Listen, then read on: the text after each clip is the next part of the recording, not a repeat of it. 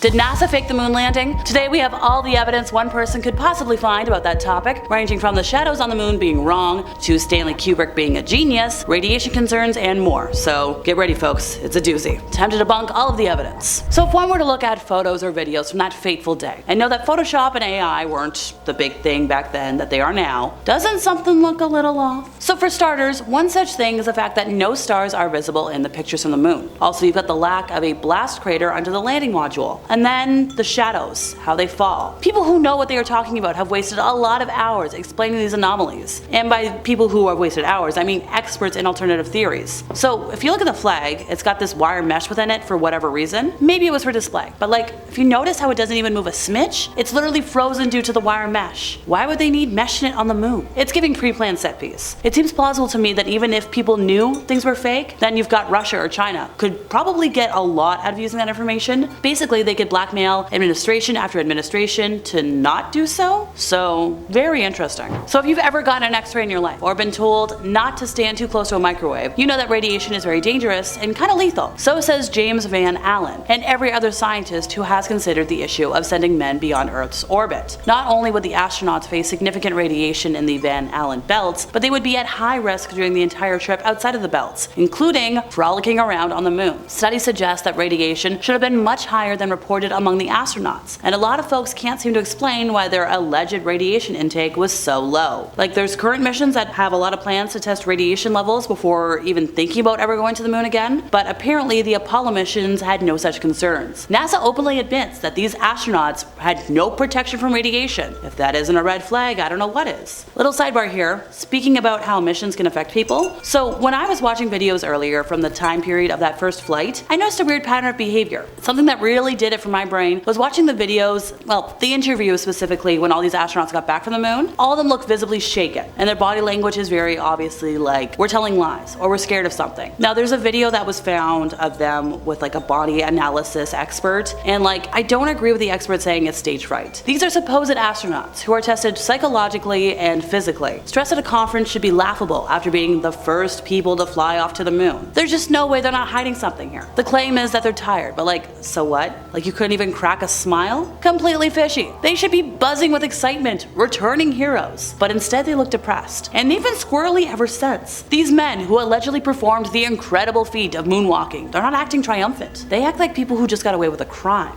Think about it. Did Neil Armstrong ever give a sit-down interview? And then also Buzz Aldrin punches anybody in the face when they challenge him on this. I'm not going to personally go up to him and challenge him, but like, think about it. So if we really went to the moon in 1969, why haven't we been back more often? Okay, I'm not a complete nincompoop. I know there have been a few other space missions since that first one, but why don't we go there anymore? When the Soviets launched Sputnik 1 in October of 1957, followed 1 month later by Sputnik 2, and then we've got the whole dog situation, the US space program was all but non-existent. NASA was founded in 1958 and managed to launch Alan Shepard into space in May of 1961. But when John F. Kennedy announced that the US should commit itself to achieve the goal before this decade is out of landing a man on the moon and returning him safely to Earth, it seemed like a bit of a stretch. By the mid-1960s, NASA was consuming more than 4% of the US federal budget, which is a lot. But while the Soviets were achieving more firsts, like the first woman in space in 1963, the first extravehicular activity, i.e. the spacewalk in 1965, the Americans had setback after setback after setback, including a launchpad fire that killed all 3 Apollo 1 astronauts. So if you've ever been to the Science Museum in London, you'll know that like the lunar module was basically made out of tin foil. Apollo 8 had orbited the moon in 1968, but as Armstrong remarked, correcting course and landing on the moon was far and away the most complex part of the flight. He rated walking around the surface 1 out of 10 for difficulty, despite the problems he had with the TV cable wrapping around his feet. Allegedly. He's like, whoa, but I thought the lunar descent was probably a 13. So outside of the fabled Apollo missions, the furthest any rocket has gotten from the Earth is about 400 miles. Why? Well, one of the simplest reasons is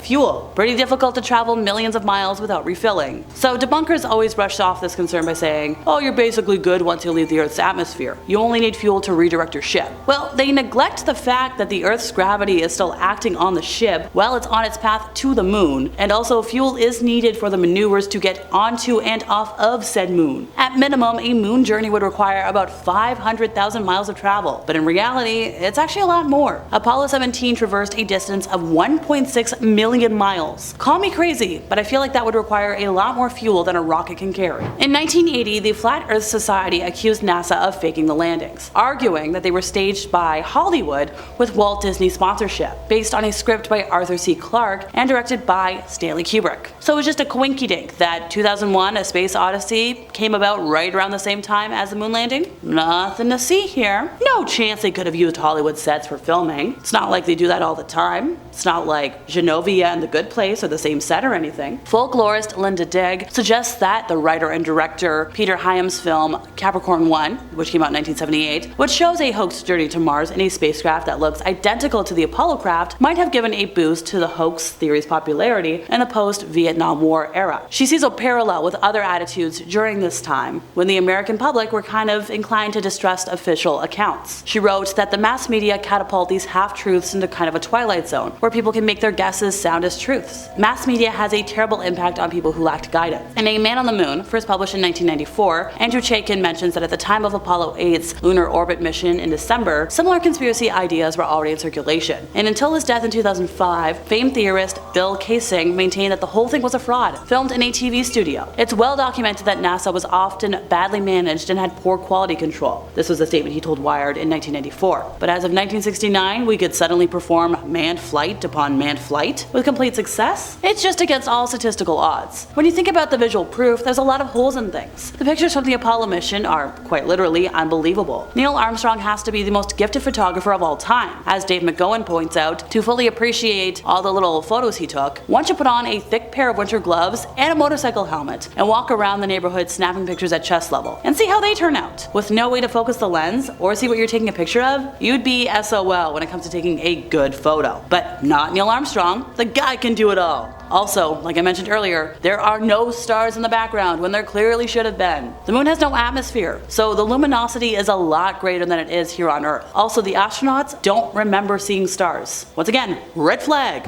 And finally, the most believable reason for a hoax out of them all: money. These rumors first got traction just a year after the first moon landing, when the war had led a lot of folks to question the government. So a July of 1970 poll found 30% of Americans declaring Apollo 11 to be a fraud. That number remained relatively high throughout the 70s when several books were published, and we've got that 1978 film, Capricorn 1, convinced a lot of folks that the moon landing was a scripted piece of high technology bunk, all to keep money flowing towards the space programs. Theorists have claimed that NASA faked the landings to avoid humiliation and to ensure that they continued to get funding. Look, NASA raised about $30 billion to go to the moon, and a lot of theorists claim that this could have been used to pay off many people. Since a lot of folks believe that sending men to the moon was kind of impossible at the time, they argue that the landings had to be faked to fulfill Kennedy's 1961 goal that I mentioned before this decade is out, the landing of a man on a moon and returning him safely to the Earth. Look, let's see, it took about, 400,000 NASA employees and contractors to put these guys on the moon, but only one person to spread the idea that it was all a hoax. Bill Kaysing, we appreciate you. It began as a hunch, an intuition, before turning into a true conviction that the US kind of lacked the technical prowess to make it to the moon,